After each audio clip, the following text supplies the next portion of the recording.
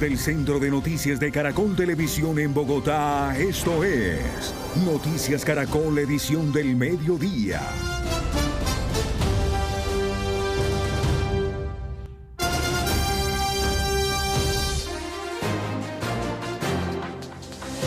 Buenas tardes y mucha atención. La Fiscalía le imputa a esta hora varios cargos a alias Calarcá, cabecilla de una facción de las disidencias de las FARC. En este proceso fue clave un informe de la Unidad Investigativa de Noticias Caracol que reveló no solo los delitos por los que hoy es señalado este hombre, sino también cómo ese grupo armado habría aprovechado la política de paz total para fortalecerse y cometer graves delitos. Tatiana Sanabria, ¿cuáles son los cargos que le imputa la Fiscalía a este cabecilla de las disidencias? Pues mire, son más de 10 delitos los que se imputan a esta hora a alias Calarcá. El mismo delegado contra la criminalidad, Raúl Flechas, manifestó que el informe de la unidad investigativa fue determinante para abrir esta línea de investigación. Recordemos que este informe señalaba que en medio de una caravana que fue detenida por las autoridades el 23 de julio de 2024, fue detenido Calarcá. Si bien él quedó en libertad porque goza de la figura de gestor de paz, le fueron incautados varios elementos tecnológicos. Allí habría quedado en evidencia todos los crímenes que cometió o que habría cometido en el marco de ese gestor de paz. Escuchemos. Estamos realizando las diligencias de imputación de cargos como persona ausente de Alexander Díaz Mendoza, alias Calarcá.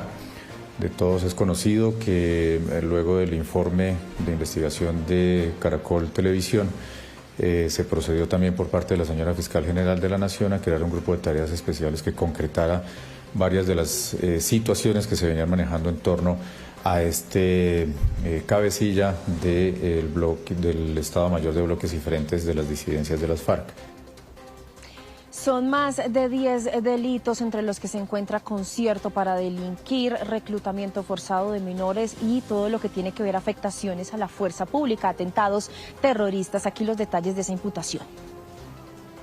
Los delitos son de concierto para delinquir, homicidio agravado en persona protegida, homicidio agravado, tráfico y porte de armas de uso privativo de las fuerzas militares, reclutamiento de menores, que también se hallan elementos de prueba que indican el reclutamiento de jóvenes menores de edad a estas organizaciones, incluido el de a unos menores rescatados que informan sobre ese reclutamiento.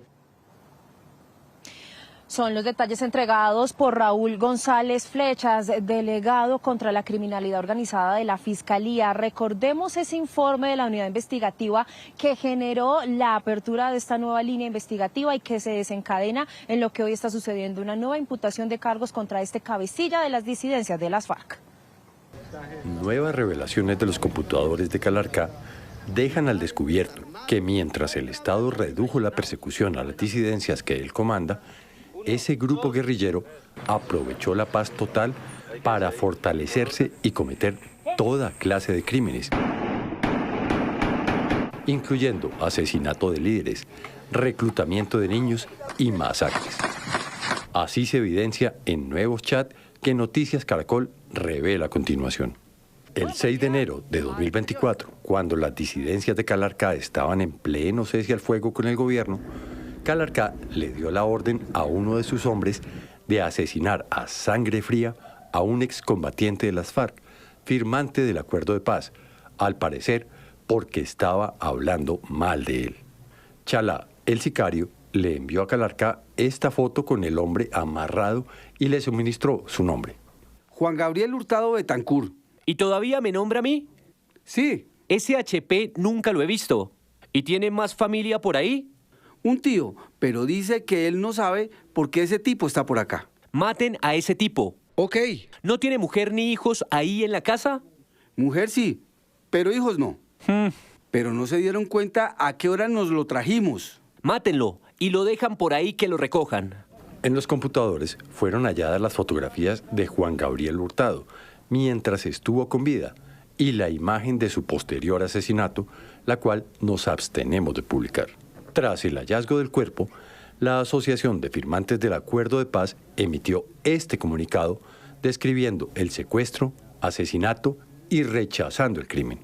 En Colombia se asesina a los firmantes de paz como animales y nadie responde por este genocidio. El gobierno nacional se hace el de la vista gorda. Desconocemos quiénes fueron los autores, pero realmente muy preocupados sí porque la situación que se viene presentando con los firmantes del acuerdo de paz a nivel nacional, donde llevamos 482 asesinatos, un secuestrado y 54 desaparecidos. Es una situación muy complicada para nosotros como firmantes del acuerdo de paz. Kyle Johnson, director de investigaciones de la Fundación CORE, coincide en que hay una incoherencia entre lo que pasa en la mesa con el gobierno y la realidad en los territorios. Que el MBF haya asesinado civiles y excombatientes durante su proceso de negociación es grave de por sí. Y es grave por distintas razones. La primera es que es una violación del DIH. Con o sin proceso de paz, es una violación del DIH y los derechos humanos. Los avances que pueden ocurrir en la mesa no se ven muy reflejados en las dinámicas territoriales. Y eso hace que muchas comunidades que siguen sufriendo la violencia de estos actores armados, el MBF incluido, se cuestionen la mesa y se preguntan qué paz se está negociando.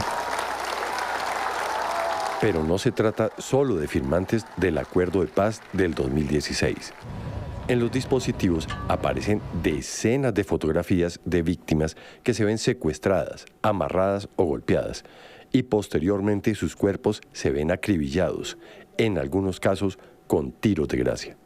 Mientras esto ocurría, Calarcá consiguió el levantamiento de sus órdenes de captura luego de su nombramiento por parte del gobierno como miembro representante o negociador. Tan solo unas semanas después de conseguir este estatus, la caravana en la que se movilizaba Calarcá con sus hombres fue detenida con armas, dinero y un menor de edad reclutado. Por orden de la fiscal general, varios jefes guerrilleros fueron dejados en libertad, entre ellos alias Calarcá.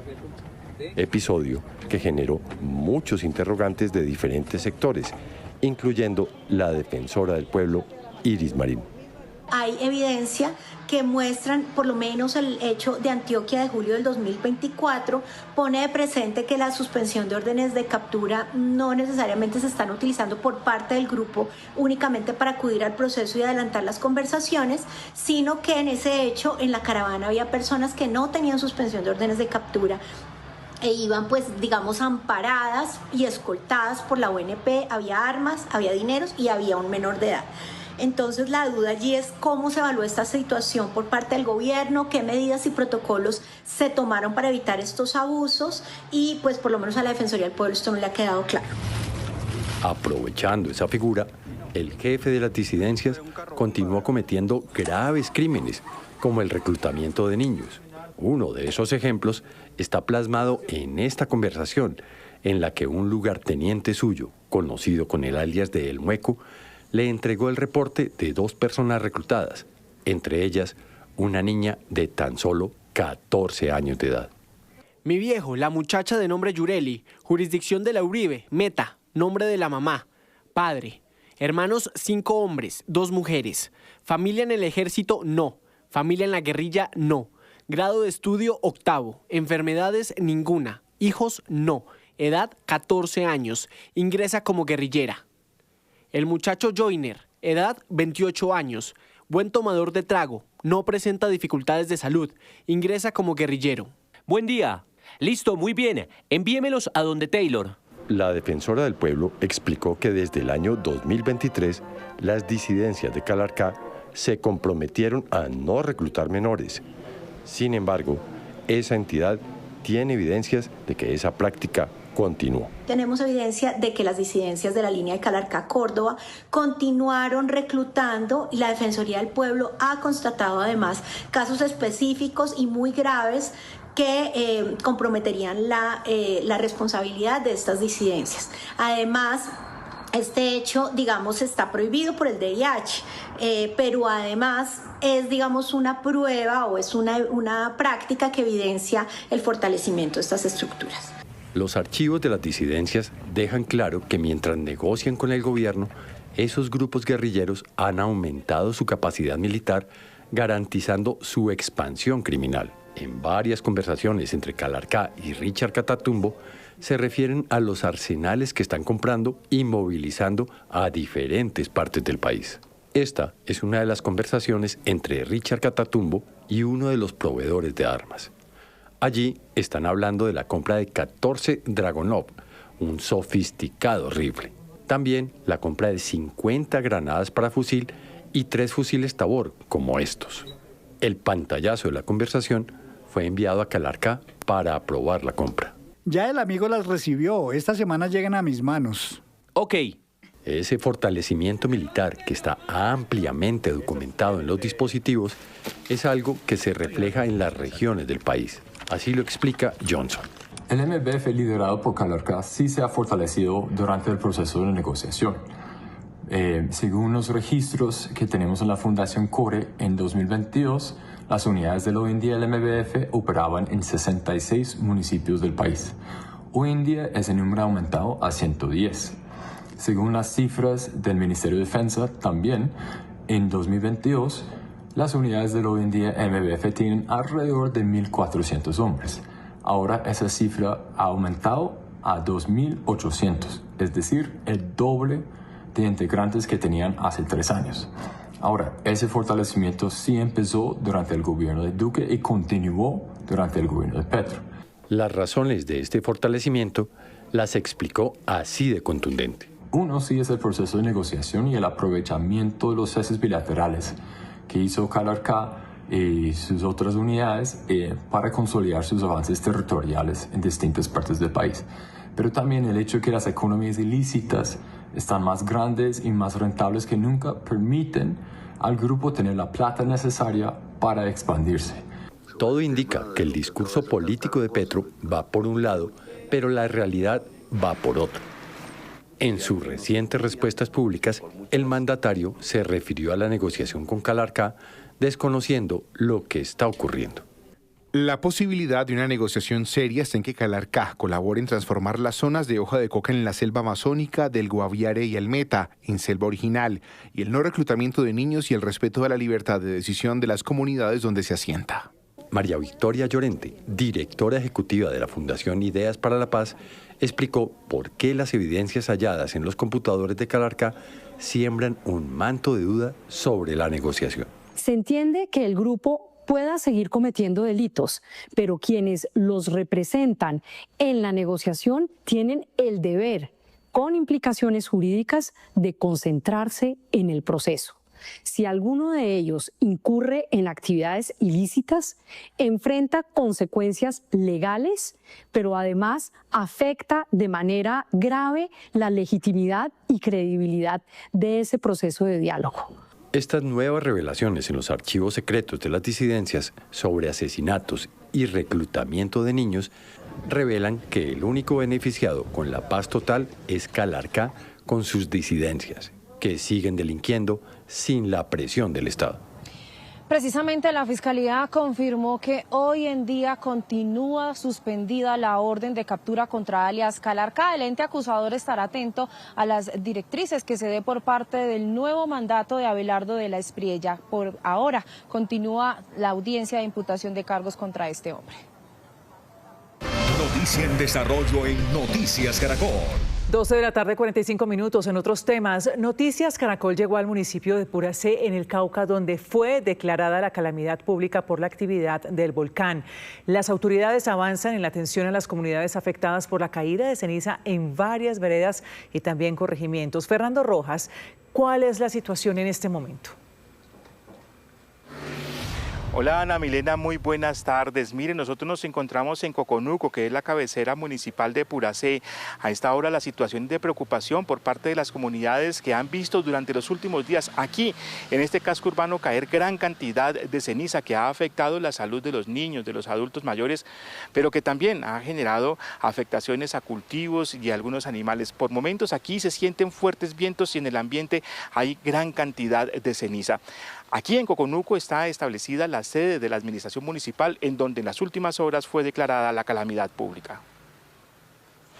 Coconuco, cabecera municipal de Puracé, es uno de los corregimientos más afectados por la caída de ceniza. La alerta naranja en la que se encuentra el volcán Puracé mantiene con preocupación a sus habitantes. La calamidad pública fue declarada en las últimas horas debido a que el municipio no tiene los recursos para atender la situación generada por la montaña. Una vez este esté sancionado y sea oficialmente publicado en la Gaceta Municipal, procederemos de manera inmediata a hacer un estudio financiero de los recursos que tenemos disponibles para ser dirigidos directamente a la atención de esta calamidad y de las manos de las comunidades y del resto de instituciones construir el plan de acción específico, que sería la forma directa de nosotros poder atender la calamidad pública que estamos declarando.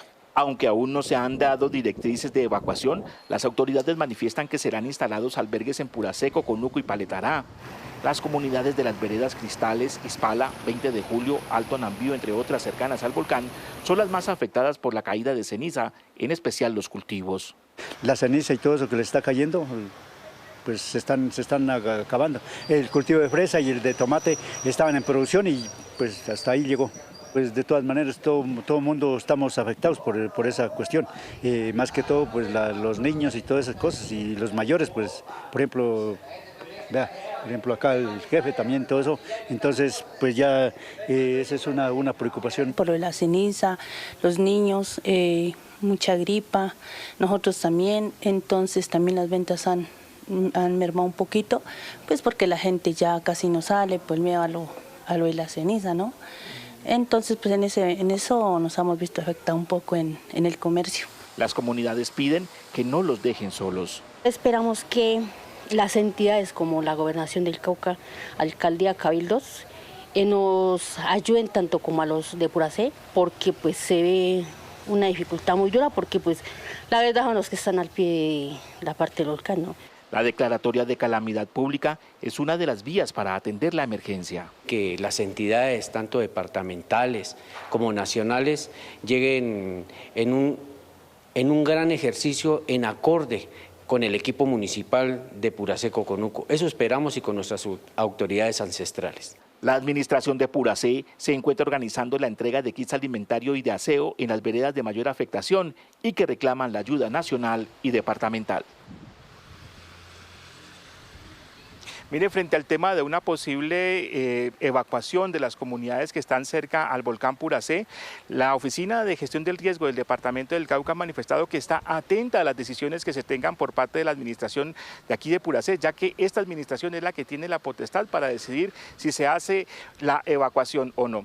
Por su parte, el Servicio Geológico sigue haciendo un llamado para que las personas informen de los medios oficiales.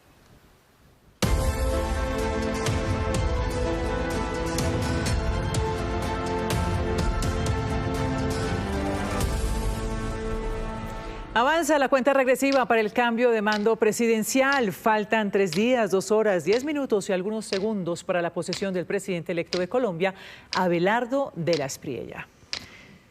Y desde tempranas horas, precisamente, el presidente electo se reúne en Barranquilla con alcaldes de las principales ciudades del país. La seguridad es el tema central de este encuentro. Además, en Cali, las autoridades ultiman los detalles del dispositivo para la posesión presidencial. Ese dispositivo de seguridad, 12:50, ustedes ven ahí, nuestros periodistas están listos para ampliarnos estas noticias. Vamos a comenzar con usted, Lucía Fernanda Llanes, que está en Barranquilla y nos cuenta, ¿se sabe algo a esta hora de la cumbre? ¿Ustedes han podido obtener alguna información? Adelante. Ana Milena, muy buenas tardes para usted y para nuestros televidentes. En efecto, la seguridad es la clave. Por esto, este encuentro se llama Cumbre de Seguridad Urbana. Y lo que sabemos hasta ahora es que desde las 10 de la mañana estarían reunidos ya más de 10 mandatarios locales con el gobierno electo de Abelardo de la Espriella para tratar esos principales delitos que afectan todas las regiones del país. El microtráfico, las extorsiones que, por ejemplo, en Barranquilla han afectado durante los últimos 6 años principalmente al sector del comercio comercio, pero también los múltiples asesinatos. Eso está ocurriendo en este momento al fondo, donde ustedes ven la Luna del Río. Detrás se encuentra también el Pabellón de Cristal, el punto de encuentro entre los alcaldes de las principales ciudades del país y el presidente electo Abelardo de la Espriella, junto con unos delegados del gobierno nacional también. Argemiro Peón, que está mucho más cerca de ese punto, fuertemente custodiado por la Policía Nacional, tiene más detalles de lo que esperan no solo los mandatarios, sino también la comunidad. Argemiro. Así es, Lucía, buena tarde. Miren, nos encontramos en el interior del Pabellón de Cristal, aquí en el Gran Malecón del Río, donde en estos momentos se desarrolla esa cumbre de seguridad urbana. En estos momentos, el ministro de Defensa designado y el presidente electo Abelardo de la Espriella escuchan a los alcaldes de varias ciudades del país que aquí se encuentran, quienes les están presentando un panorama sobre la criminalidad que se presenta en estos momentos en los territorios y lo que esperan pues los mandatarios, las acciones que se puedan implementar para contener el avance de estas organizaciones criminales. También hay mucho interés por parte de analistas en temas de seguridad, de comerciantes, de líderes comunitarios sobre lo que pueda ocurrir precisamente en esta reunión que se desarrolla aquí en el Gran Malecón del Río. Bajo estrictas medidas de seguridad, se inició la cumbre entre alcaldes y el presidente electo Abelardo de la Espriella en Barranquilla. Temas como los atentados en norte de Santander, delincuencia en Antioquia, la extorsión en la costa Caribe y los enfrentamientos entre grupos delincuenciales en departamentos como Chocó, Valle y Cauca generan expectativa entre autoridades y comunidades regionales. Que Barranquilla vuelva a ser un epicentro importante en la discusión de asuntos de seguridad nacional y de articulación entre autoridades. Y lo segundo, la expectativa que va a generar en la medida en que se esperan acciones concretas de lo que pueden ser una organización de prioridades en la nueva ofensiva que el gobierno entrante va a desarrollar contra estructuras de crimen organizado entre algunas de las principales ciudades más importantes del país. Los comerciantes azotados piden a los asistentes de esta cumbre tener en cuenta los hechos de inseguridad que están afectando al gremio. Celebramos que esta cumbre se esté llevando en nuestra ciudad, porque sabemos que de ahí van a salir decisiones que van a beneficiar el normal desarrollo de la actividad del comercio. La extorsión que ha venido afectando desde el año 2019, creo que se debe abordar para que se le garantice, sobre todo a los micro y pequeños comerciantes, la vida, honra y bienes y la tranquilidad para seguir ejerciendo su trabajo. En la cumbre presentan también los lineamientos de los bloques de defensa para la seguridad urbana. Esta convención obedece a la idea de que cada uno de los alcaldes, de los gobernadores, empiece por establecer una serie de diagnósticos y así ir tocando las puertas de las instituciones que permitan establecer cuáles son los criterios sobre los cuales las capacidades administrativas van a ir abordándose desde cada uno de los territorios. La reunión se realiza a puerta cerrada en el Pabellón de Cristal del Gran Malecón del Río. Bueno, hay que aclarar que hay un control estricto para el ingreso a esta cumbre de seguridad urbana que se desarrolla aquí en el Pabellón de Cristal. Se espera que hacia la 1:30 de la tarde el mismo presidente electo Abelardo de la Espriella, en conjunto con los alcaldes, entreguen declaraciones a los medios de comunicación sobre las conclusiones de esta importante reunión de seguridad que se desarrolla en estos momentos aquí en la ciudad de Barranquilla. Sí, señor Argemiro, total hermetismo. Sin embargo, hemos conocido que el primero en confirmar su llegada aquí a Barranquilla fue el alcalde de Cali, Alejandro Eder. Lo confirmó también en sus redes sociales el alcalde de Cartagena, Dumek Turbay, el alcalde de Bogotá, de Bucaramanga y todos esos mandatarios que ya estarían reunidos con el presidente electo. Todo esto ocurre a 3 días de la posesión presidencial y en aras de lo que ha dicho el presidente de descentralizar su gobierno o el poder en Colombia será en la ciudad de Cali, donde también se preparan todas las medidas de seguridad para ese evento. Ahí está Stephanie Perlaza con todos los detalles de cómo se prepara la capital del Valle para la posesión presidencial. Stephanie. Lucía, ¿qué tal? Muy buenas tardes, es un gusto saludarlos a esta hora. Estamos en el sur de la capital vallecaucana, en inmediaciones de la Universidad Santiago de Cali. Les vamos a mostrar un poco para que ustedes tengan contexto. Esta es la calle Quinta, y vean ustedes que acaba de pasar el mío. Esta es la calle Quinta, la principal avenida de la ciudad.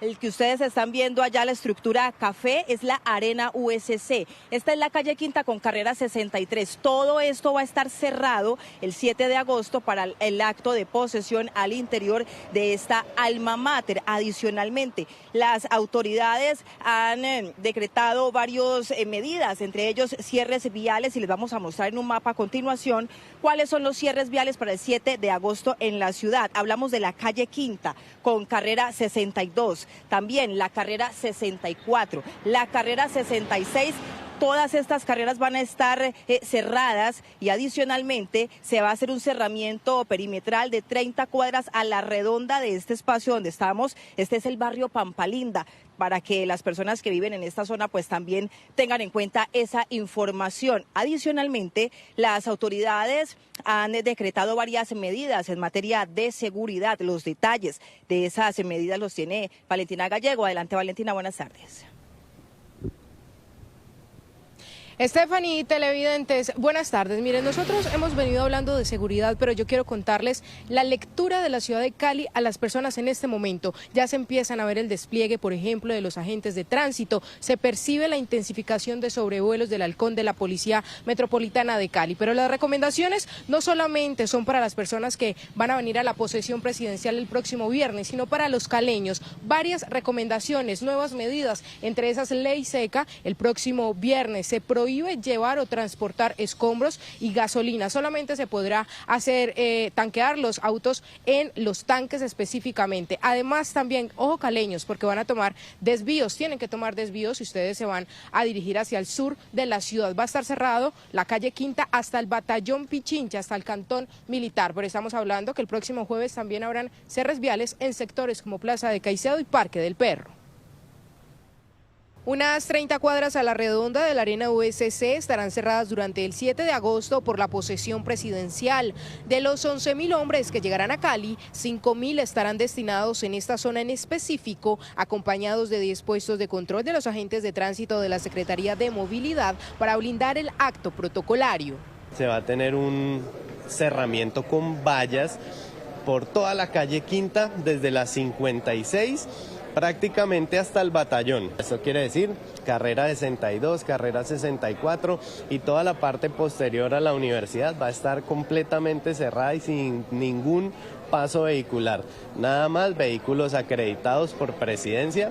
Para el viernes, las autoridades anunciaron ley seca, prohibición de transporte de escombros y la venta de gasolina en recipientes. Solamente se podrá adquirir el combustible directo al tanque.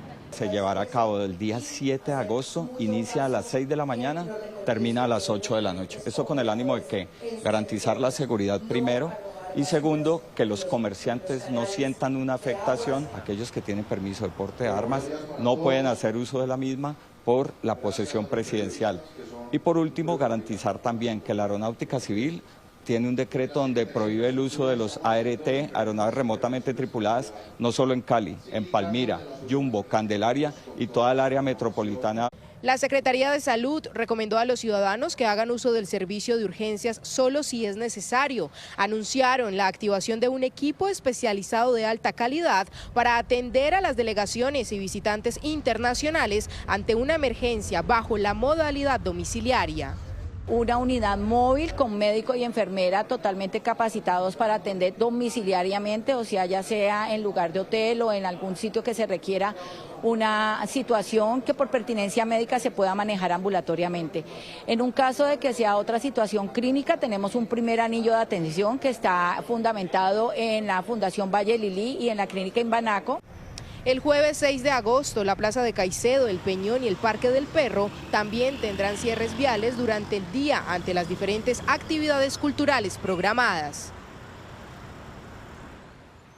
12 del mediodía, 59 minutos. El que un presidente se posesione por fuera de Bogotá y lo haga en Cali es un hecho sin precedentes que por supuesto tiene distintas reacciones. Hoy vamos a escuchar a los gremios económicos de Cali y el Valle del Cauca para saber cómo reciben esta noticia. Por eso justamente nos acompaña a esta hora Juan Manuel San Clemente. Él es el director ejecutivo del Comité Intergremial del Valle del Cauca. Juan Manuel, buenas tardes, bienvenido a Noticias Caracol. ¿Y cómo recibe el gremio la posesión presidencial en Cali? Stephanie, buenas tardes. Como histórico y absolutamente importante, consideramos el hecho de que se haya tomado la determinación de posesionarse en Cali. Un agradecimiento, por supuesto, que le damos al presidente electo Abelardo de la Espriella y su equipo por definir a Cali y el Valle del Cauca como sede de su posesión. No solamente porque es un acto simbólico de absoluta importancia, sino porque concreta una propuesta en su programa de gobierno para el Valle del Cauca, en donde mencionó que haría una nueva alianza estratégica entre la nación y el Valle del Cauca, y esto se materializa es a través de este tipo de gestos que esperamos que sea a través de acciones próximamente con su equipo de gobierno. A propósito de acciones, ¿cuáles son esas peticiones del gremio para el nuevo gobierno?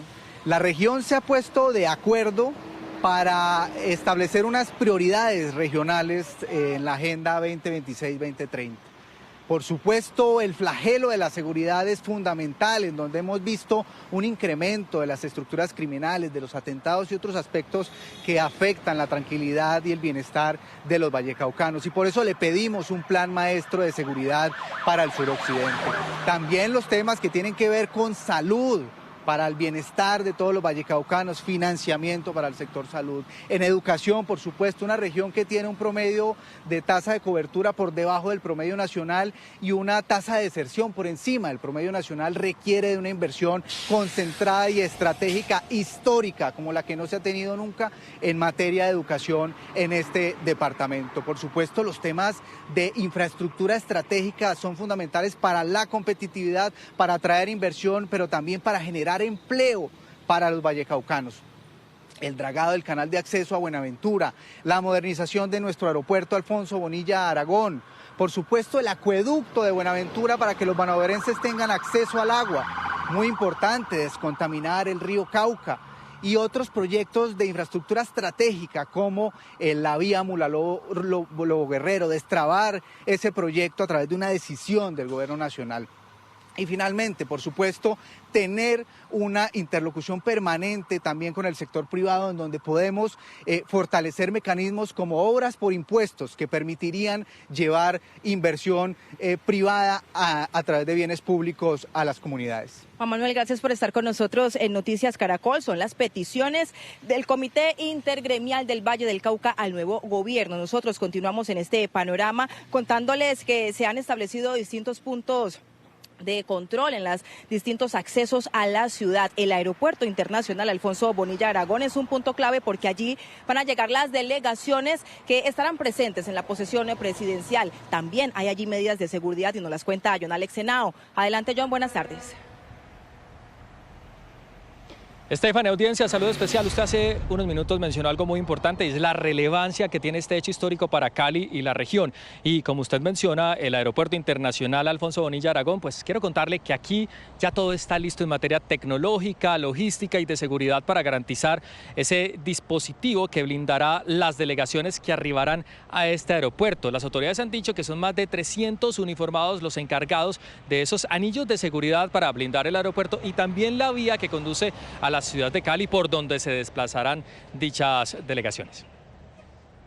La Policía Nacional, con todas sus especialidades, ha dispuesto un promedio de 328 uniformados que estarán dispuestos en el anillo número 1 y 2, contemplados con el servicio de presidencia para la seguridad. Asimismo, el tercer anillo estará a cargo del Ejército Nacional, con 3 pelotones que se han dispuesto para el mismo. Pero no estamos hablando solo de un aeropuerto, estamos hablando del tercer terminal aéreo más importante del país. Cuenta con una pista de aterrizaje de más de 3.000 metros de distancia, 45 metros de ancho. Además, hay algo bastante interesante, es su ubicación geográfica. Está a tan solo 18 kilómetros de la ciudad de Cali. Las condiciones climatológicas también garantizan que todo sea más seguro y óptimo, además de toda la tecnología con la que cuenta. Es importante anotar este dato de cierre. La alcaldía ha confirmado que serían más o menos 10 delegaciones de América y Europa las que lleguen al acto de posesión del presidente electo Abelardo de la Espriella, entre estas la delegación del rey de España, de los presidentes de Argentina, Ecuador, entre otros. Sí, señor, John Alex. Hay que contar también que de los 11.000 uniformados de la Fuerza Pública dispuestos para reforzar la seguridad en Cali, 5.000 estarán aquí en el barrio Pampa Linda, garantizando la seguridad durante el acto de posesión al interior de la Arena USC en esta zona. Nosotros en nuestra emisión de las 7 de la noche les contaremos muchos más detalles de lo que se sigue preparando en Cali para el cambio de mando. Sí, señora, gracias, Stephanie, por toda la información. 1:05 p.m. y a la llegada del nuevo gobierno se suma otro factor político. Defensores de la Patria ya tiene personería jurídica como partido. Entonces, María Camila Roa, ¿qué implicaciones puede tener esto para la derecha colombiana con la aparición justamente de esta nueva fuerza política? Ustedes tienen todo el análisis, merece análisis eso. Merece análisis que vamos a tener en este momento, en esta sección, y tiene varias implicaciones, Ana Milena. La primera, y que es natural, es la reorganización de la derecha en el país, porque ya no es solo este partido, el del Centro Democrático, rey y señor de la derecha, colectividad que llevaba 13 años marcando la parada y representando a los ciudadanos de esta ideología, no solo a nivel presidencial, en el Congreso, sino, ojo, en las alcaldías y gobernaciones, que es un pulso que se avecina. El mismo expresidente Álvaro Uribe había reconocido en medio de estos pulsos, de estas diferencias con Abelardo de la Espriella, que su preocupación principal era esta, el nacimiento del nuevo partido que debilitaría el suyo al Centro Democrático. Es por eso que hasta ahora nos vamos a conectar con Juan David Ríos para preguntarle los detalles y las reacciones que han tenido de lado y lado con este pulso de la derecha y las implicaciones que tendría. Juan David. María Camila, mire, si quiere, arranquemos con el nuevo partido político, Defensores de la Patria, que ya tiene personería jurídica. En total son cerca de 26 los ahora militantes, uno de ellos el presidente, por supuesto, electo Abelardo de la Espriella, el vicepresidente y varios ministros designados. Ellos están mencionando incluso que se consolidarán como la nueva fuerza de la derecha, o así lo dijo incluso el ministro de Vivienda designado Jaime Andrés Beltrán. Veamos lo que dijo. La fuerza que le devolvió la esperanza, la convicción a los colombianos de recuperar el país, hoy es la principal fuerza de derecha en nuestra nación, donde se defienden los valores, los principios, la familia, pero sobre todo la libertad. Este nuevo tiempo nos da la oportunidad de construir una nación desde el gobierno, pero desde cada uno de los territorios. Me siento orgulloso de ser parte de los fundadores de este movimiento que hoy se convierte en partido. Un partido, por supuesto, que nace incluso con la cabeza del Ejecutivo, con el presidente electo Abelardo de la Espriella a partir del 7 de agosto. Por supuesto, hemos indagado también a otros partidos y uno de ellos tiene que ver el Centro Democrático. El expresidente Álvaro Uribe, usted lo había mencionado, ya había incluso advertido que era una de las preocupaciones. Sin embargo, hablamos con el director del Centro Democrático, con Gabriel Vallejo, y él nos dice que el Centro Democrático ha sido un partido que se ha consolidado por años como un partido que tiene banderas precisas y exactas, y que ese va a ser justamente el movimiento que tienen durante estos próximos años en el Congreso de la República. Recuerde usted que es una de las fuerzas, o es la fuerza de partido de gobierno que más congresistas tiene en el Congreso de la República. Esto fue lo que nos dijo Gabriel Vallejo. Este partido actúa sin esos cálculos políticos. Este no es un partido de moda en el sentido de que si hoy el pueblo colombiano le gusta X o Y tendencia ideológica, actuamos. Nosotros en eso no improvisamos, Juan Camilo.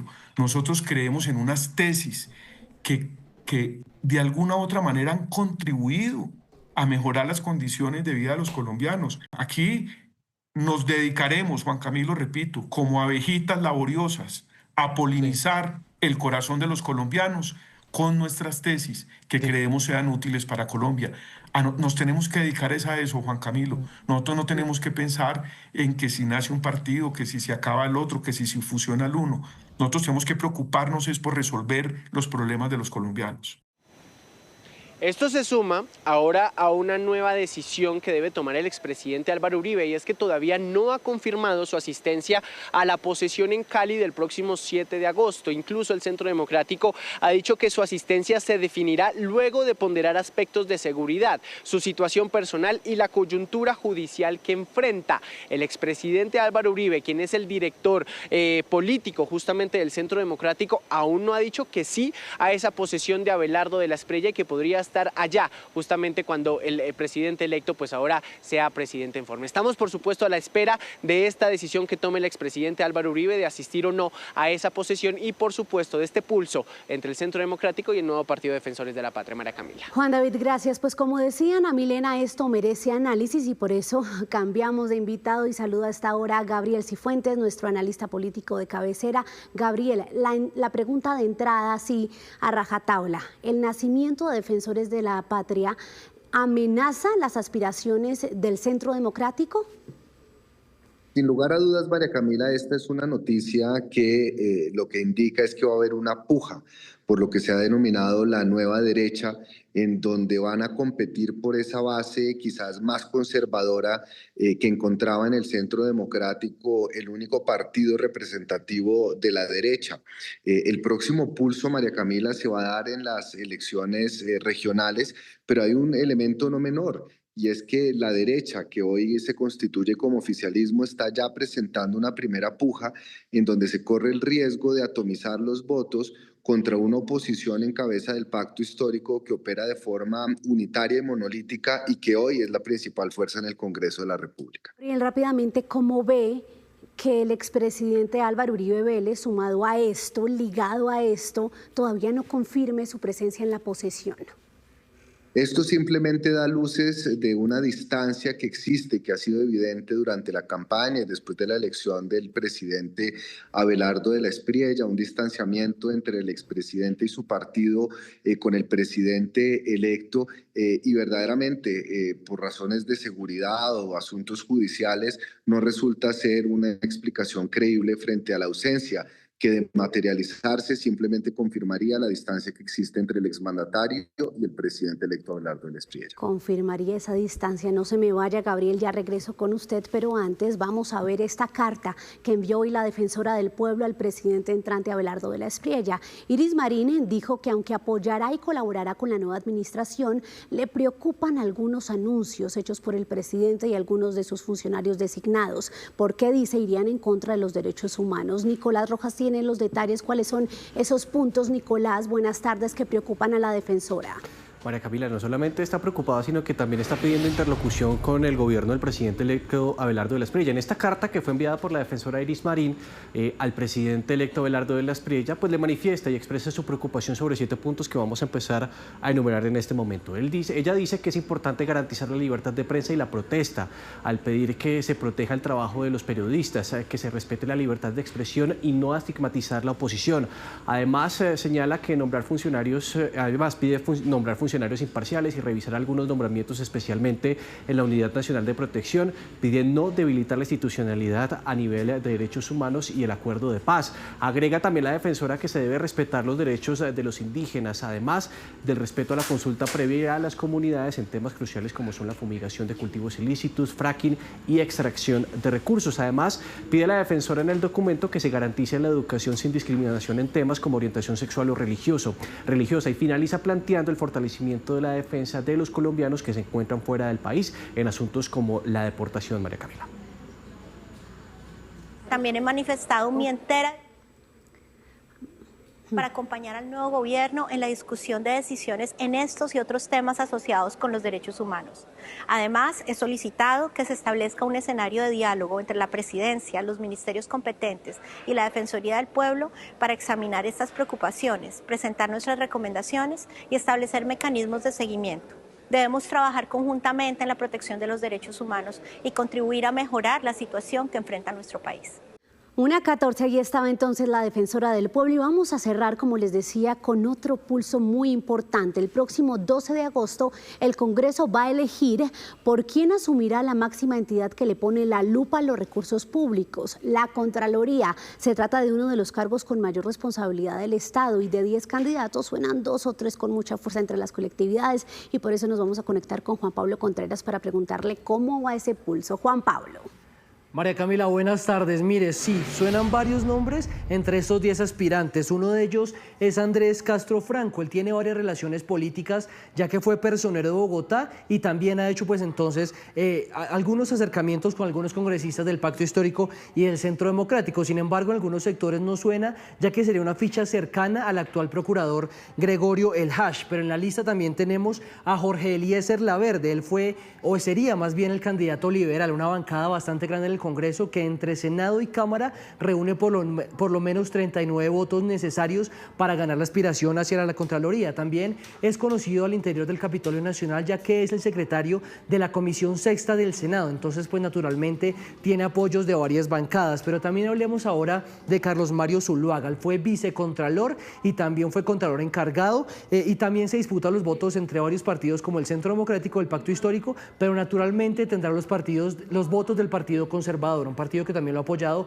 en varios momentos de su carrera política. Pero hablemos ahora de Ana María Monsalvo. Ella sería la apuesta que tendría el partido de gobierno Salvación Nacional, pero tenemos que hacer la salvedad que este partido solo tiene 5 votos, 4 en Senado y 1 en Cámara de Representantes. Ella fue la coordinadora del empalme de Abelardo de la Espriella en el sector de Hacienda. Y el último nombre que suena por el lado del Pacto Histórico sería el de Luis Enrique Abadía. Así están más o menos las cuentas. Varios partidos aún no se han definido y nos dicen que pues podrían tomar decisión hasta la próxima semana.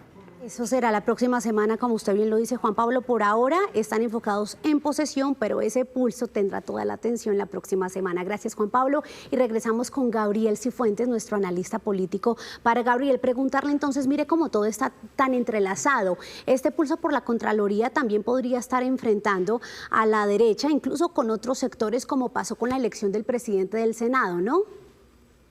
Sin lugar a dudas, y de hecho recuerde usted, María Camila, que el ministro del Interior, Rodrigo Lara, se abstuvo de señalar que el gobierno le daría el guiño a alguno de los candidatos, pero hizo un llamado para que los partidos oficialistas cierren filas y lleguen unidos a esta elección para no darle a la oposición la posibilidad de que tenga una incidencia en la elección del próximo Contralor. Sin embargo, esta distancia entre el presidente electo Abelardo de la Espriella y el Partido Centro Democrático tras la decisión de la creación de Defensores de la Patria podría nuevamente significar un ingrediente que pueda llevar al Pacto Histórico y al Centro Democrático a ponerse de acuerdo para una elección en donde generalmente, María Camila, los partidos siempre y en conjunto votan por el ganador. Es que eso le quería preguntar, se me adelantó, porque mire usted lo interesante. ¿Usted cree que con el nacimiento ya con personería jurídica de Defensores de la Patria lo que podría pasar es que el Centro Democrático se esté cada vez acercando más a otros sectores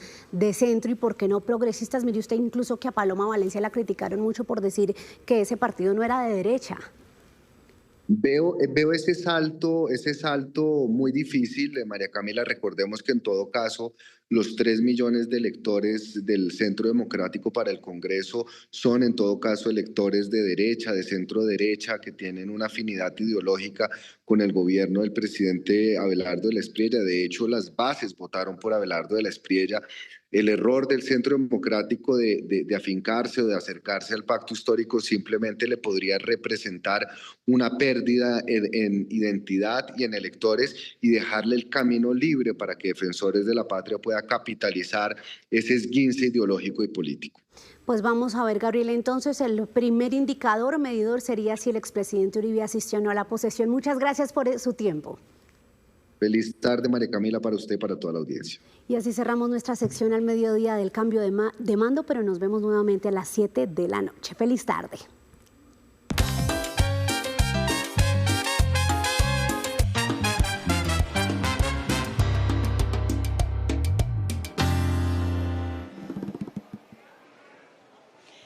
Una de la tarde, 19 minutos. Los saludo desde el Jardín Botánico de Medellín, donde hoy abrió sus puertas Florecer 2026, la muestra de orquídeas más grande del país. Escuchen esto, aquí en este lugar están reunidas por lo menos 3.000 orquídeas de cerca de 400 especies y están acompañados por nada más y nada menos que 80.000 tallos de flores de diferentes especies y colores. Una verdadera obra de la naturaleza que aquí tenemos el privilegio de disfrutar. este es uno de los eventos más importantes dentro de la programación de la Feria de las Flores. Aquí con nosotros está Juan Carlos Sanín, él es el presidente de la Sociedad Colombiana de Orquideología. Juan Carlos, gracias por estos minutos. Dentro de todas las especies de orquídeas que hay aquí, usted nos trajo una muy especial. ¿Podríamos decir que es una de las más pequeñas de toda la muestra? Perfecto, esta es una de las orquídeas miniatura que tenemos en exhibición, es una variedad increíble, esto es un Microlinium juntum, se pueden ver, se tienen que tener una urna especial con los ambientes de temperatura porque son muy delicadas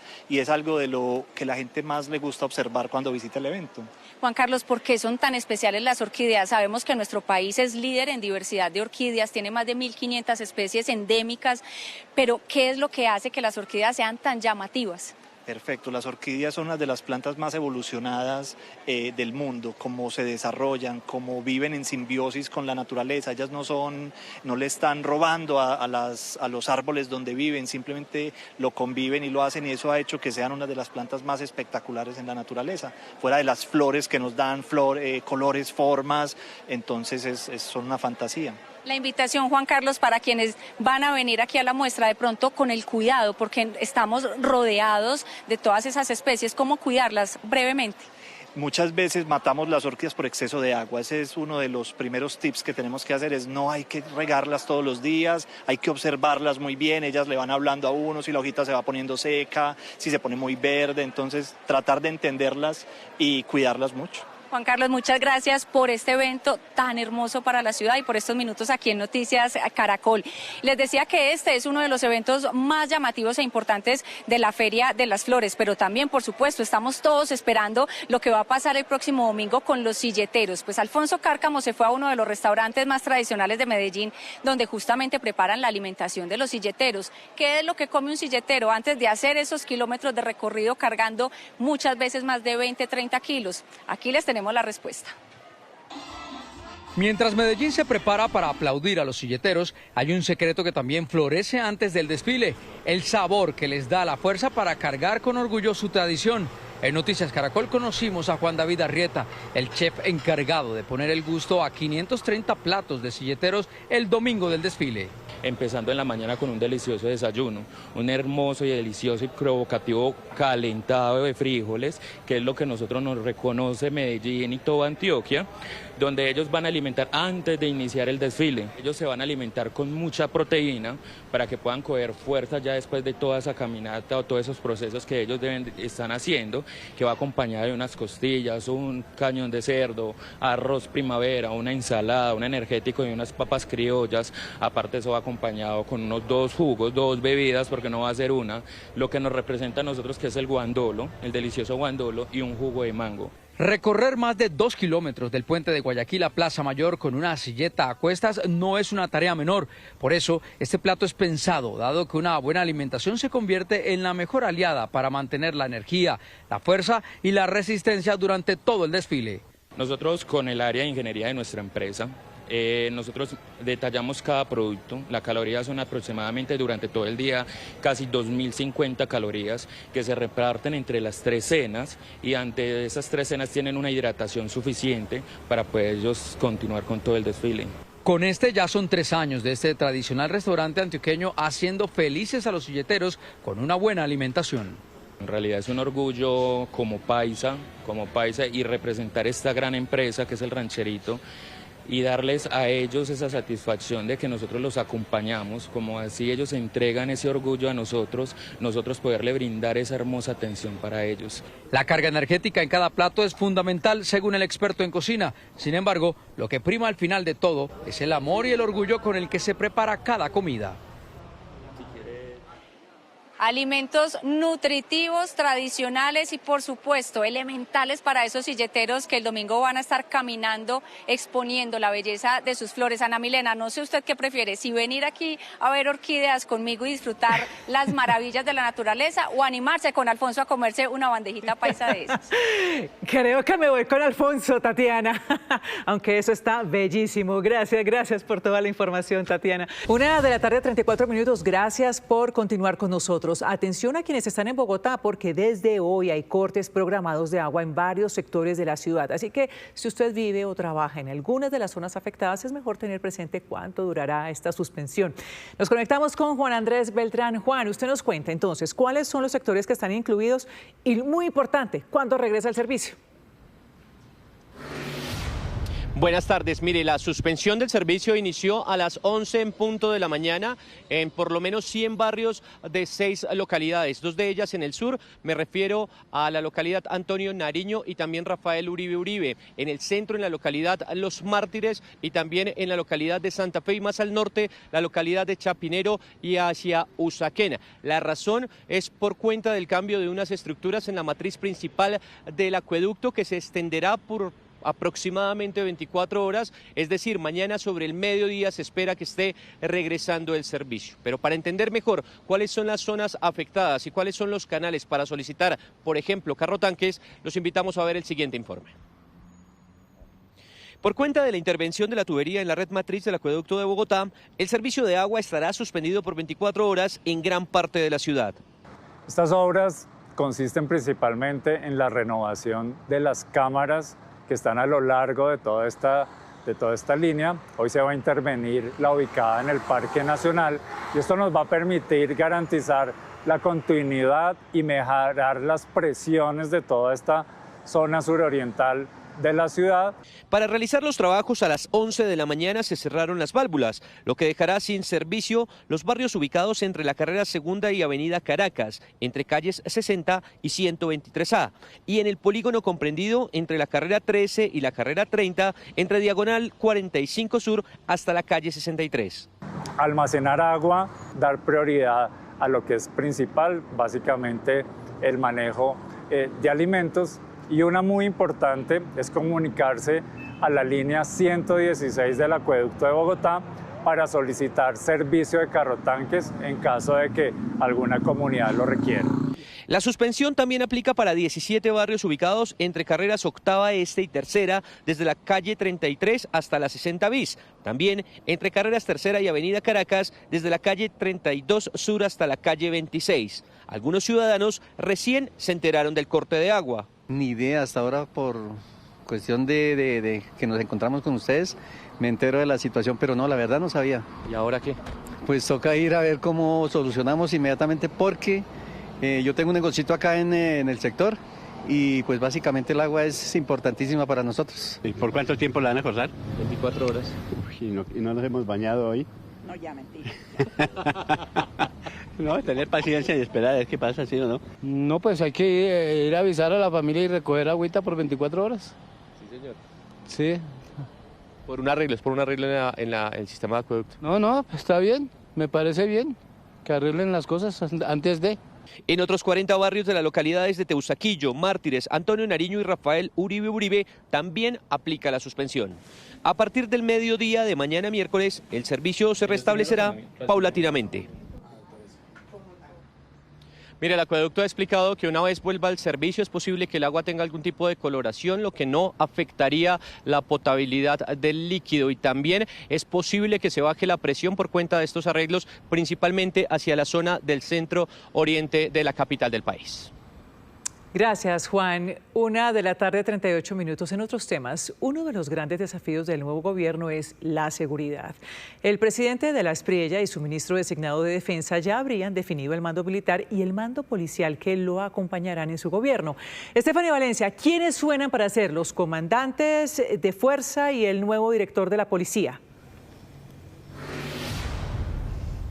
Ana Milena, pues la puja es entre oficiales activos y retirados. Lo que nos dicen es que el ministro designado de Defensa y también incluso el presidente electo de la Espriella han sostenido reuniones privadas con uniformados activos, pero también con algunos de ellos en uso de su buen retiro para poder empezar a mover las fichas y organizar ese tablero de la nueva cúpula militar y de policía. Vamos a empezar entonces con el sonajero en el Comando General de las Fuerzas Militares. Suenan el general general Eric Rodríguez, quien hasta hace poco era el subjefe de operaciones del Comando General, polémico, recordemos, por haber sido llamado a calificar servicios recientemente después de haber denunciado la carnetización de las disidencias en plena campaña electoral. Pero también suena el general retirado Jairo Alejandro Fuentes, quien fue comandante del Comando Conjunto número 1, esto fue en la región Caribe, y es además curso del ministro de Defensa designado. Vamos ahora a la comandancia del Ejército Nacional, esta institución castrense. Analizan 4 hojas de vida.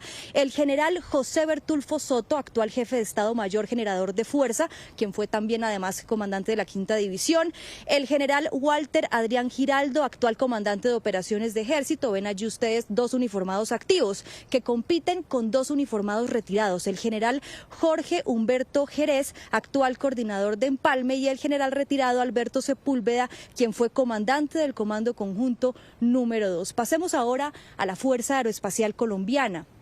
Un candidato, el más opcionado para ser comandante de la Fuerza Aeroespacial Colombiana, quien sería el general Edgar Falla, actual comandante de operaciones de esa fuerza. Vamos ahora a la Armada Nacional. La puja está entre 2 altos oficiales activos, el almirante Orlando Grisales, quien actualmente es el segundo comandante de la Armada Nacional, y el vicealmirante Hernando Matos, quien actualmente es el jefe de Estado Naval. Y nos vamos ahora a la dirección de la policía, en donde 3 uniformados retirados son los que están en esta puja por asumir ese cargo. El general Luis Enrique Méndez, quien fue director de aviación de la policía, el general Alejandro Barrera, quien fue director de la DIPOL, de la Dirección de Inteligencia de la Policía, y el general Ricardo Alarcón, él fue director de la Policía Antinarcóticos. Estos nombres, cabe aclarar, no han sido oficializados, pero se espera que el presidente electo Abelardo de la Espriella haga estos anuncios en los próximos días para poder conocer quiénes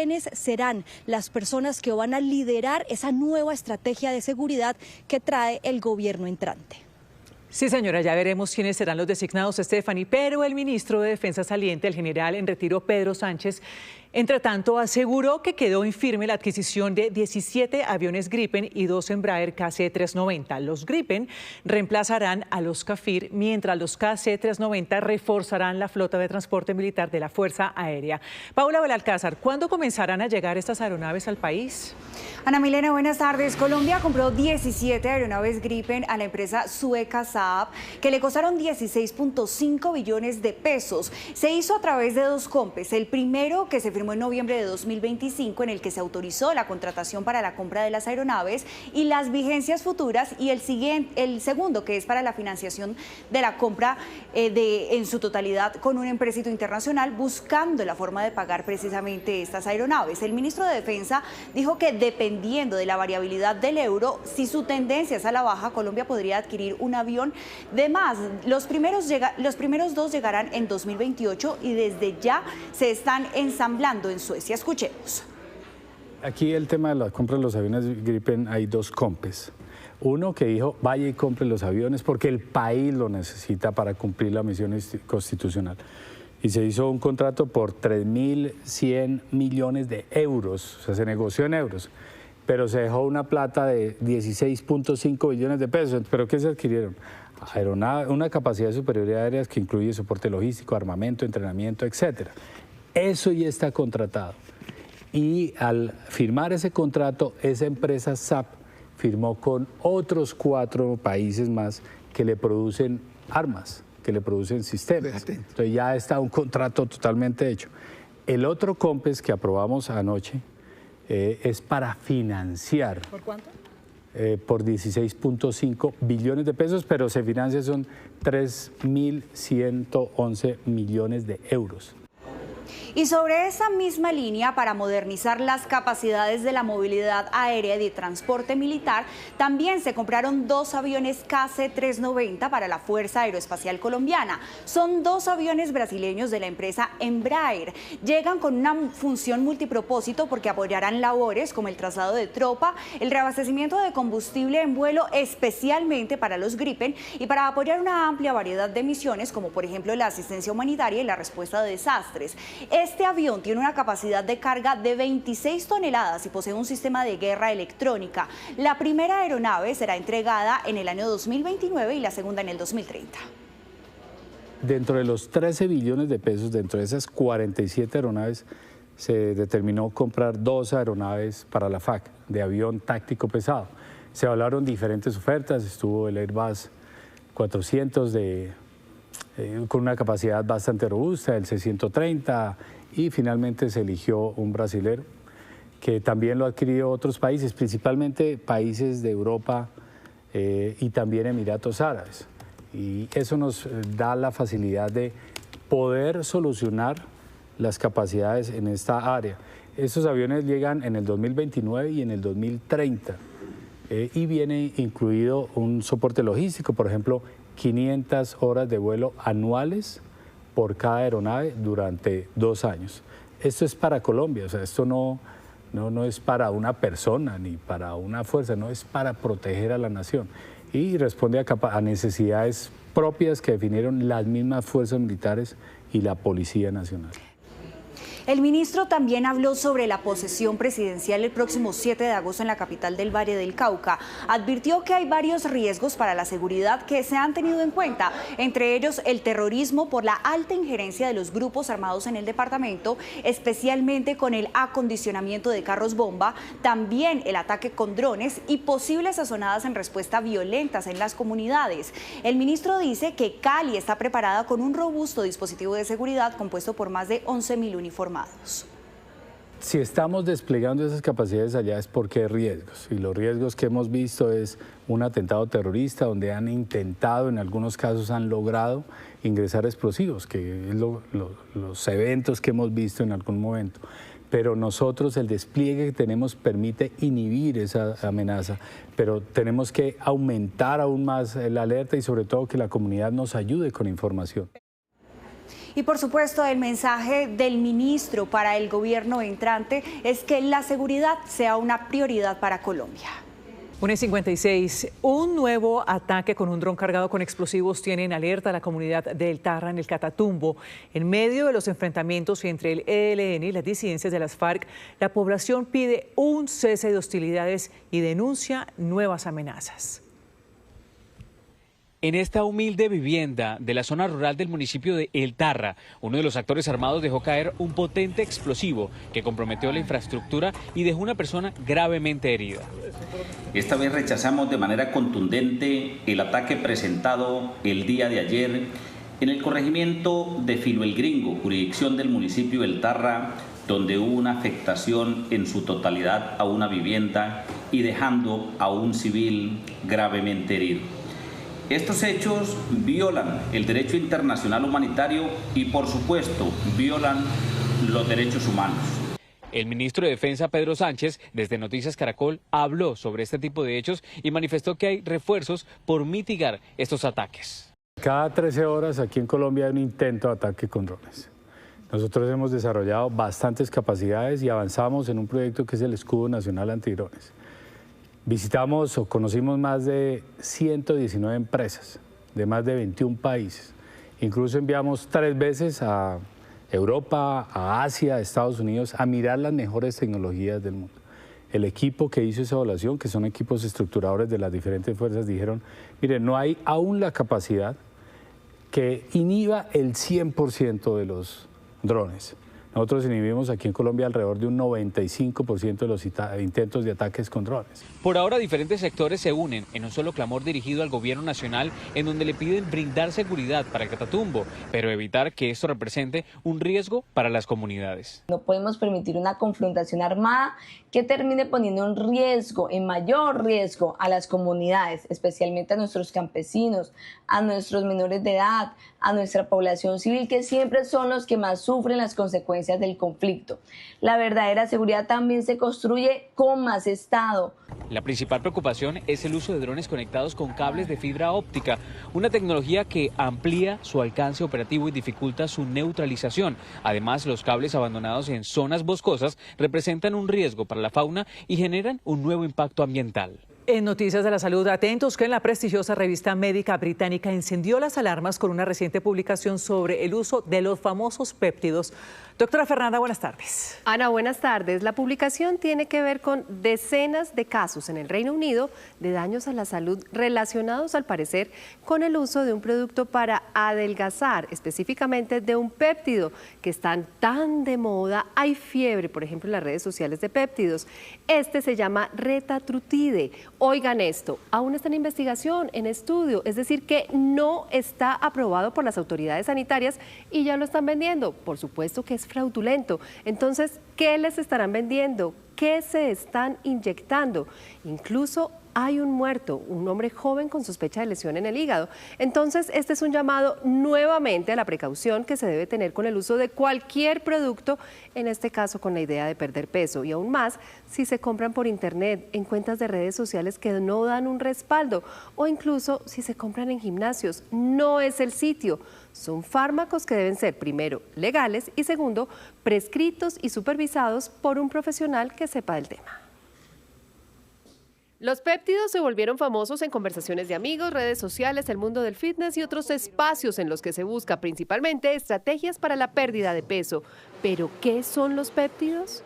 Los péptidos son aminoácidos los cuales componen la cadena de proteínas de forma natural. Los péptidos se comportan como mensajeros, es decir, que llevan una instrucción, una tarea a una célula para que cumpla una función, que puede ser el control del apetito, el control del metabolismo, el control del dolor.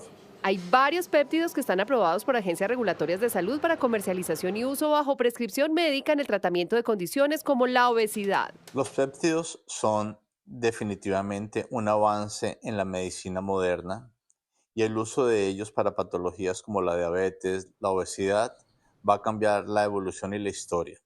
Pero definitivamente tienen que estar prescritos médicamente y usar aquellos que están regulados y autorizados por las entidades gubernamentales de cada país. Evitemos comprar péptidos por vías online, por vías de redes sociales y mucho menos cuando no tienen esa evidencia y esa seguridad para su uso. Es que precisamente hay otros péptidos que apenas están avanzando en investigación, como es el caso del retatrutide, foco reciente de la revista médica británica que revisó 77 casos de eventos adversos reportados al parecer por su uso, 59 de ellos con daños graves e incluso una muerte.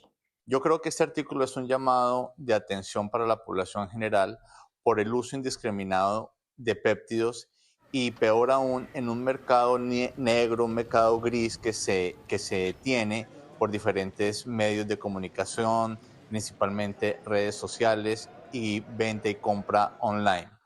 Los péptidos no todos están soportados bajo la ciencia, la academia y las investigaciones. Aunque no se confirma la relación directa entre el uso de este péptido y la muerte de un hombre en el Reino Unido, se encendieron las alarmas sobre los peligros potenciales de medicamentos falsificados y no autorizados. Los especialistas piden sensatez a la hora de recurrir a tratamientos para pérdida de peso que no sean recetados por un profesional de la salud. Perder peso es el anhelo de muchas personas, pero no todo camino es el correcto. Definitivamente ir de la mano con su médico tratante, con el grupo interdisciplinario que maneja la condición de salud específica y que se defina un buen uso del péptido según la necesidad de la persona.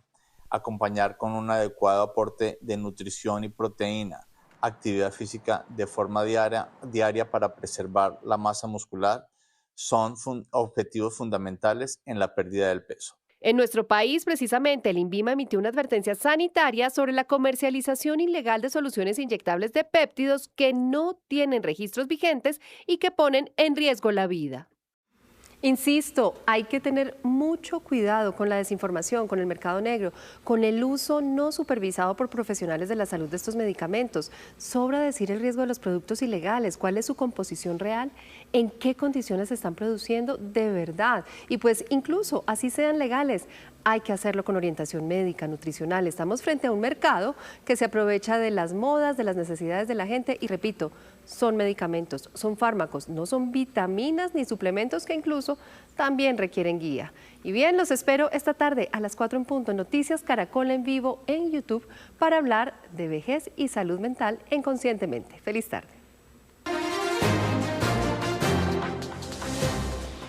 A esta hora es noticia desde Antioquia, el ataque con explosivos lanzados desde drones a la mina El Cogote, ubicado a escasos 20 minutos de la cabecera municipal de Segovia, en el nordeste del departamento de Antioquia. El frente cuarto de las disidencias de las FARC, según las autoridades, serían los responsables de esta acción violenta. Como saldo de este hecho, 2 personas resultaron lesionadas, una de ellas de gravedad.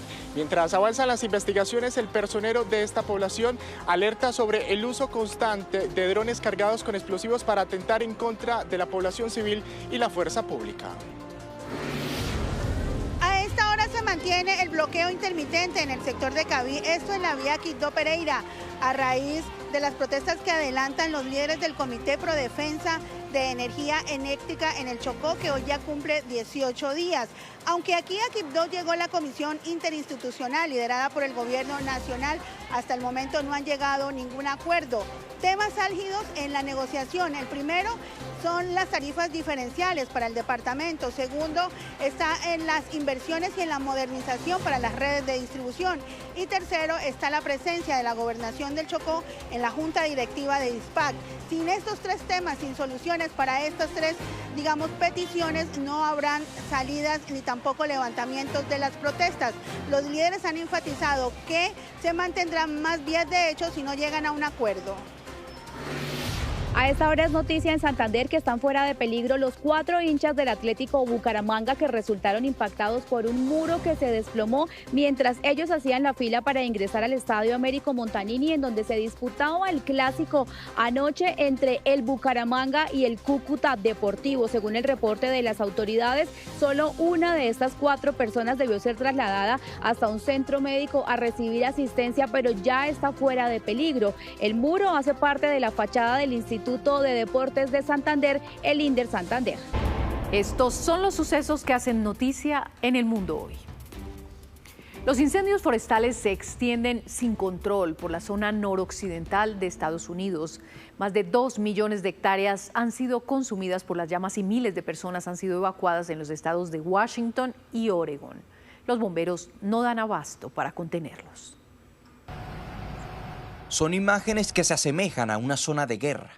Casas en escombros, vehículos calcinados, establecimientos en añicos. Son las consecuencias de la furia de las llamas que arrasaron con todo a su paso en el condado de Spokane, en el estado de Washington. Al noroeste de Estados Unidos, unas 65,000 personas han sido evacuadas y 700 estructuras han quedado totalmente destruidas.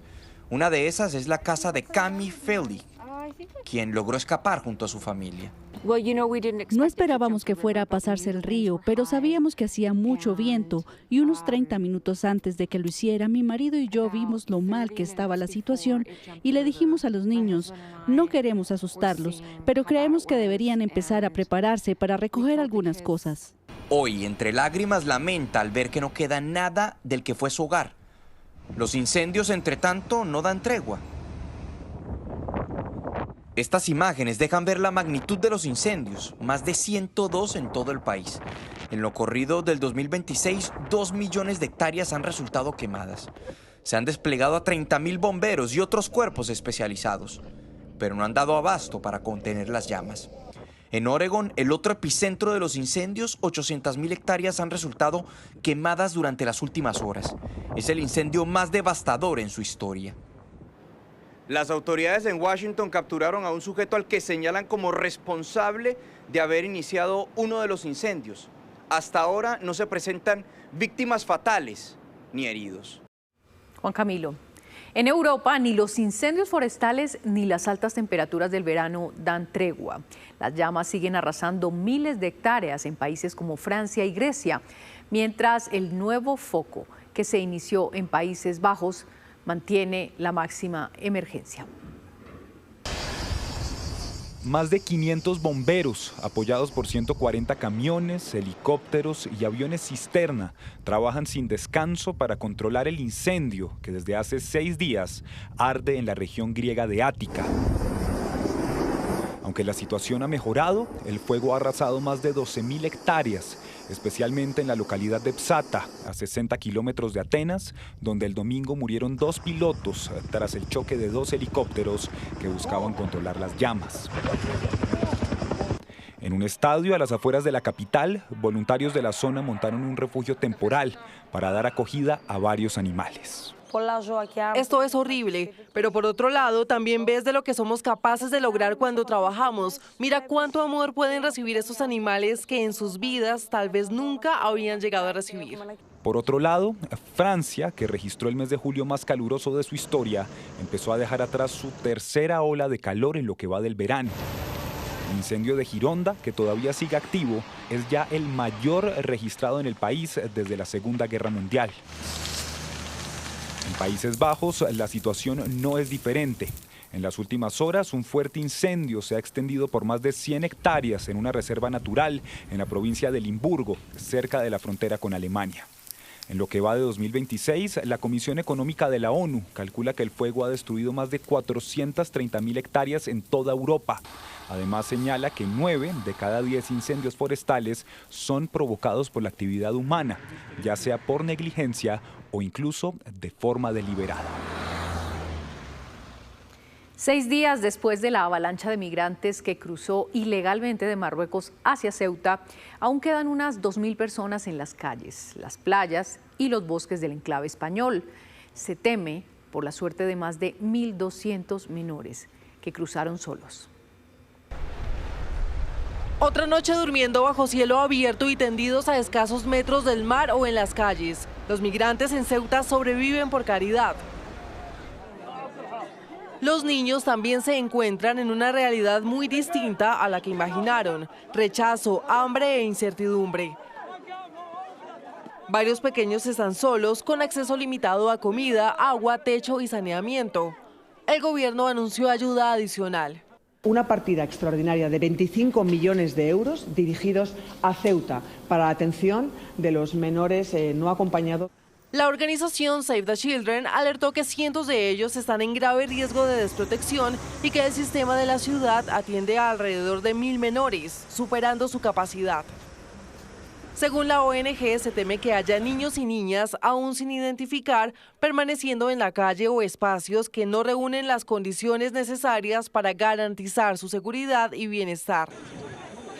De otro lado, decenas de familiares siguen esperando noticias de los seres queridos que cruzaron el enclave. Perdí las inyecciones de insulina de mi hijo en el mar mientras lo cargaba a cuestas para llevarlo a Ceuta. Ahora estoy esperando aquí con su medicación. El último balance eleva a 72.000 los migrantes que entraron a Ceuta. La mayoría ya retornaron y a 75 quienes murieron principalmente en el mar, con sueños y anhelando un futuro que se desvaneció. Las autoridades de Guatemala declararon la alerta roja en las zonas cercanas al volcán de Fuego, a solo 35 kilómetros de la capital. La medida responde al incremento de la actividad eruptiva del coloso, que está emitiendo gases y expulsando material incandescente con explosiones constantes. Unas 400 personas fueron evacuadas anoche y llevadas a albergues.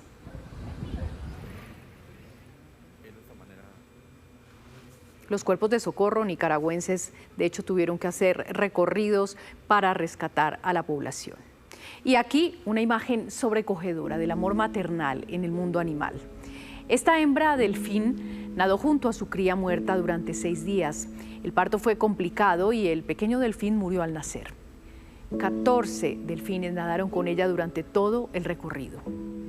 Según los expertos, esto forma parte de un duelo, pero deberá separarse por su propia supervivencia. Los científicos de Geograph Marine Research captaron el conmovedor proceso. Y aquí otra imagen del mundo animal. Parece inteligencia artificial, pero es real. Una tigresa siberiana llamada Umid corrió de su jaula hacia la libertad en una reserva natural en Kazajistán. Su liberación forma parte de un proyecto para devolver Asia Central al tigre del Caspio, una subespecie extinta. Los tigres siberianos y los del Caspio están estrechamente emparentados, por lo cual Umid podrá adaptarse con facilidad a sus nuevas condiciones de vida. Ella y otros 3 tigres cautivos fueron trasladados desde Rusia y Países Bajos como parte de este programa. Mucha atención que se mantiene el acto de posesión del presidente electo Abelardo de la Espriella, esto en atención a un pronunciamiento de las últimas horas del Consejo de Estado, ya que varios ciudadanos señalaban que este no se podría realizar porque existía un conflicto de fidelidad o lealtad dual al ser ciudadano norteamericano y también ser ciudadano colombiano. Señala el Consejo de Estado que este argumento no es aceptable y por eso ha negado esta solicitud de suspensión provisional de su posesión. Y a esta hora, a las 2 de la tarde, 23 minutos, les contamos esta historia. Escuchen ustedes. Por una falla mecánica cayó en Tunja una camioneta cargada de droga. Las autoridades llegaron hasta el vehículo por denuncias sobre un extraño olor. La presencia sospechosa de un vehículo que, según testigos, emanaba un molesto olor a químicos dentro de un parqueadero público, alertó a la comunidad de un sector residencial en Tunja, que en medio de su preocupación dio aviso a la policía. En el lugar, las autoridades abordaron a una persona quien manifestó que estaba realizándole un arreglo al carro, pues estaba varado.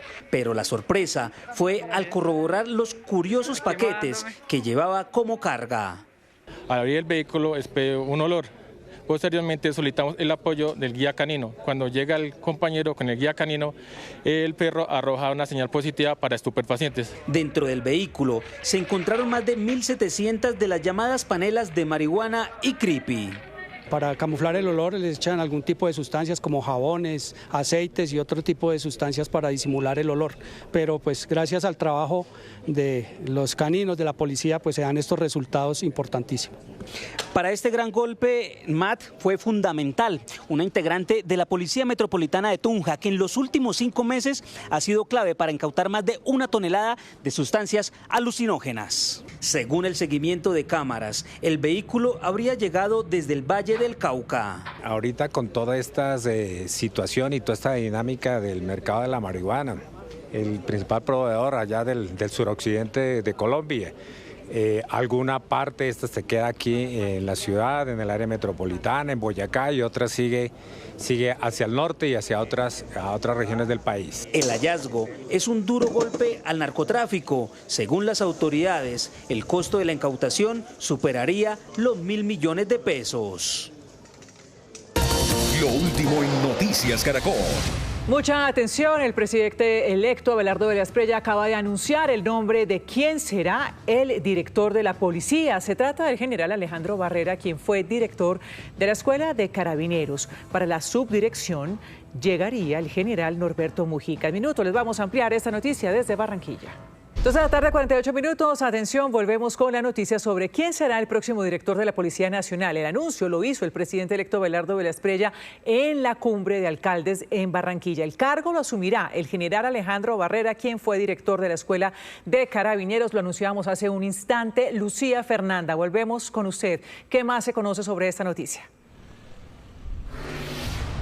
Ana Milena, este evento ya terminó aquí en Barranquilla con 9 mandatarios locales reunidos con el presidente electo Abelardo de la Espriella. Se conoció la llegada también del alcalde de Medellín, Federico Gutiérrez, Alejandro Eder de Cali, Dumek Turbay de Cartagena, el alcalde de Cúcuta, con especial peticiones sobre el orden público que ha azotado todo norte de Santander durante los últimos meses del año. Pero justamente, además de ese nombramiento del general Alejandro Barrera, se hizo también desde la subdirección de la Policía Nacional y estaría a cargo del general Norberto Mujica, barranquillero. También ha dicho el presidente Abelardo de la Espriella que lo reintegrará para asumir la subdirección de la Policía Nacional. Y a propósito de este nombramiento, ha dicho el presidente electo que la subdirección de la policía tendrá su sede principal aquí en la ciudad de Barranquilla. Escuchemos. He decidido reintegrar al general Alejandro Barrera de la Policía para que sea nuestro próximo director general de la Policía Nacional, y haré lo propio con el general Norberto Mujica, quien será el subdirector. Estos 2 generales retirados serán reintegrados al servicio para que respectivamente sean el director y el subdirector general de la Policía Nacional. Y hago un tercer anuncio. La Subdirección General de la Policía tendrá sede permanente en Barranquilla.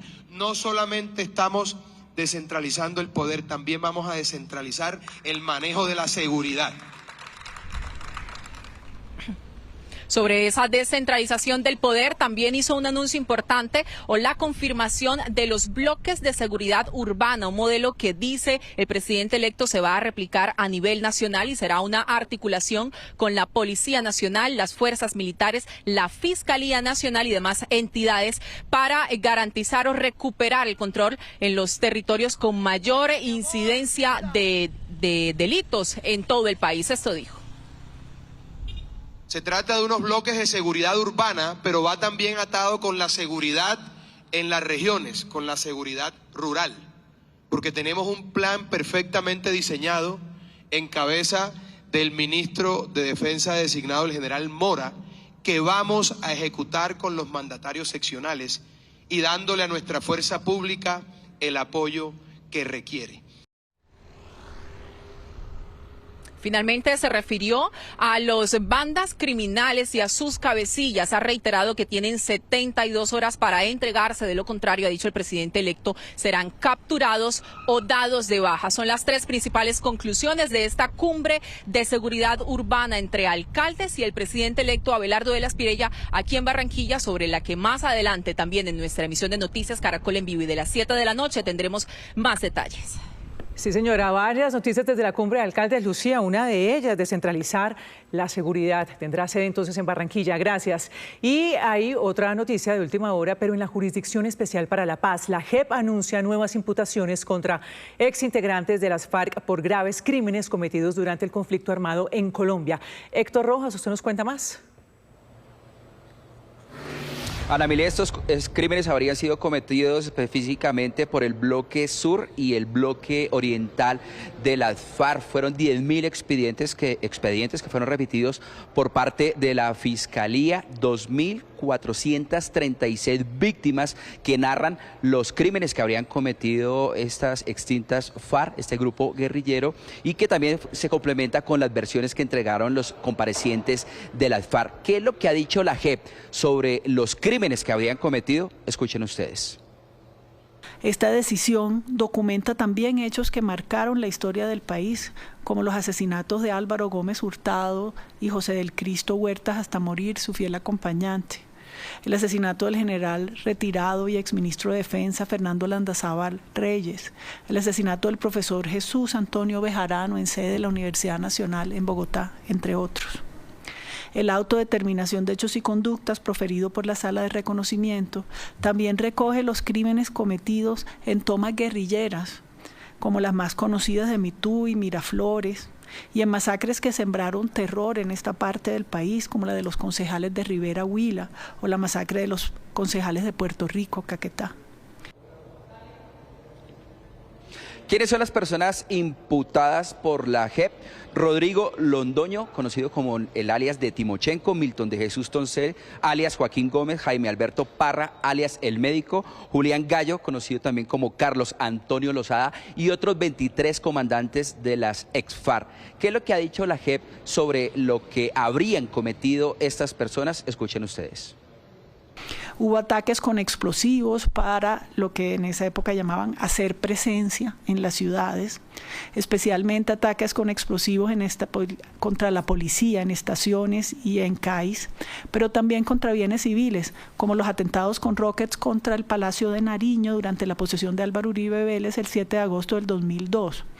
La mayoría de los rockets fueron en barrios muy pobres e invulnerables, como el Cartucho y la Estanzuela, y murieron 31 personas sin que ninguno de los explosivos alcanzara la casa de Nariño, afortunadamente, porque allí había reunida una gran multitud de personas para la toma, pero cayeron en las casas de las personas de los barrios contiguos, incluyendo un grupo de niños que estaba almorzando en la casa de su abuela. Estos comandantes de las FARC participaron en atentados, masacres, homicidios, desapariciones forzadas, desplazamientos, violación y violencia sexual. ¿Qué va a pasar de ahora en adelante? Tendrán 30 días estos excomparecientes de las FARC para ellos aceptar esta imputación o presentar las pruebas para revertir justamente lo que los están señalando por parte de la JEP. Asimismo, las víctimas también presentarán o podrán ampliar sus testimonios para ser tenidos en cuenta durante este proceso. Héctor, gracias. En otros temas, se avecinan cambios en la forma como los colombianos pagarán el servicio de aseo. La Comisión Reguladora expidió una nueva resolución que busca incentivar a quienes separan correctamente los residuos y contribuyen al reciclaje. Les contamos los detalles en el siguiente informe. ¿Sabe qué está pagando usted por el servicio de aseo? Pues después de casi 10 años cambiarán las reglas para calcular esta tarifa. El cobro seguirá apareciendo en la factura donde hoy usted lo paga. En algunos municipios llega con el recibo del agua, en otros con el de la energía y en algunos casos en una factura independiente. Lo que cambia es la forma como se calcula ese valor. En lo que tiene que ver con el cobro de las tarifas, inclusive vamos a tener unos cobros más transparentes. Hoy día los usuarios del servicio de aseo pagan por el servicio de aprovechamiento, que en el año 2016 la Comisión de Regulación en su momento tomó la decisión de que se pagara colectivamente, pero no saben a ciencia cierta cuánto pagan por la cantidad de residuos que le están entregando al sistema de aseo. Esto lo resuelve esta nueva regulación. La idea es que si se recicla más, también se generen menos residuos y menor disposición final, con la expectativa de que esos cambios se vean reflejados en una menor tarifa, aunque por ahora no hay una cifra de cuánto bajaría. Esta nueva composición se tiene que compensar en que se recogen menos residuos, en que se transporta menos y que de alguna manera ese reacomodamiento de las condiciones de la tarifa tendrán que verse reflejados en una mejor tarifa para el usuario. Otro de los cambios está en los recicladores. El nuevo modelo busca darles un papel más importante dentro del sistema. Hoy son cerca de 74.000 en todo el país y la meta es fortalecer su labor, incluso con medidas relacionadas con su protección social y los riesgos laborales. Los usuarios son parte fundamental. Esperamos que efectivamente toda la promoción de la separación en la fuente ayude a que el país realmente logre una nueva gestión de residuos y efectivamente parte de los usuarios. Para los usuarios también hay una apuesta. Quienes separen mejor sus residuos o adelanten iniciativas de aprovechamiento podrían acceder a incentivos. Aquellos usuarios que, por ejemplo, hoy día hacen pacas, que es el aprovechamiento de residuos orgánicos en parques, o que tienen iniciativas de huertas o cualquier otra iniciativa de aprovechamiento de residuos orgánicos, pues van a recibir un descuento tarifario por el ejercicio que están haciendo. La nueva metodología empezará a regir el 1 de enero de 2027. Por eso, si el próximo año ve cambios en el cobro del servicio, recuerde que no se trata de un nuevo recibo, sino de una nueva forma de calcular esa tarifa. 3 de la tarde, 19 minutos. 2 presuntos cabecillas de una banda dedicada al asalto de carros de valores fueron capturados en las últimas horas por la policía de Bogotá. Las autoridades los señalan de estar detrás de millonarios robos y de un homicidio. Durante el operativo para capturar a los 2 presuntos líderes de la banda, los investigadores de la SIJIN de la Policía Metropolitana utilizaron un dron para identificar la ubicación de los sospechosos. Se trataba de una lujosa finca donde fueron captados un hombre y una mujer. El dron muestra el momento en el que ingresan los uniformados al lugar. Según la investigación, estas 2 personas, alias La Mona y alias Pinto, conformarían una banda peligrosa de asaltantes de carros de valores. El comandante de la Policía Metropolitana de Bogotá, general Giovanni Cristancho, entregó el balance de este operativo. La captura de alias Pinto y alias La Mona, cabecillas del grupo delincuencial común organizado de Golios, que el año pasado se desarticuló. Este grupo delincuencial en su modus operandi hurtaba vehículos de valores. Estas personas también hurtaban a los comerciantes de los San Andresitos de forma violenta, los intimidaban con armas de fuego. En su modus operandi suplantaban a la fuerza pública, a la policía, se uniformaban de policías y hacían que las víctimas en falsos retenes los paraban y los intimidaban con armas de fuego, les hurtaban el dinero. Según la policía, los detenidos estarían implicados en un homicidio de un policía. También hay que decir que estas dos personas participaron en el homicidio de un intendente en el año 2019, el cual se opuso. Alias La Mona y alias Pinto estarían implicados y en varios asaltos a los vehículos transportadores de dinero en hechos ocurridos en Bogotá en los últimos años. Miles de usuarios de WhatsApp en diferentes países han reportado fallas en la aplicación durante las últimas horas. ¿Qué está pasando y qué debe hacer? Aquí les contamos. Desde hace 24 horas, usuarios a nivel mundial de la aplicación WhatsApp han reportado fallas en su sistema. Según la plataforma Down Detector, el 34% de usuarios en Colombia han presentado problemas para usar la aplicación, al igual que países como México, Argentina, Brasil, Alemania, Portugal, España y Francia. Algunas de las fallas que se han reportado son bloqueos de aplicación, fallas en el envío y recepción de mensajes e imágenes. El gigante de mensajería instantánea ya se pronunció al respecto. Siempre estamos trabajando para anticiparnos a quienes intentan abusar de nuestro servicio y bloquear cuentas para ayudar a mantener seguros a los demás usuarios. A veces nos equivocamos y cuando eso sucede, intentamos corregirlo lo más rápido posible para que las personas puedan volver a comunicarse. La entidad asegura que estos problemas técnicos son temporales y con el paso de las horas se irá recuperando el sistema. Por otro lado, la aplicación ya comenzó a implementar el nombre de usuario. Esta novedad se enfoca en reforzar la seguridad sobre la información personal. Si usted no ha inscrito el suyo y desea implementarlo, debe ir a ajustes de WhatsApp, entrar en la cuenta, elegir nombre de usuario, crear, modificar o eliminar el identificador según la preferencia. La compañía destacó que la función es completamente opcional y se podrá seguir utilizando su número telefónico como canal principal. Y Clau, ¿qué haría si fuera la directora de Noticias Caracol? Tras 29 terminamos. Nos vemos a las 7 de la noche con una nueva edición informativa. Si quiere seguir los hechos del día, puede conectarse a partir de este momento a la señal digital de Noticias Caracol en nuestras plataformas digitales. Ahí está, María Camila Roa. En el canal Caracol ya viene Ciudad Lejana. Esto es Noticias Caracol. Primero la gente. Chao, feliz tarde.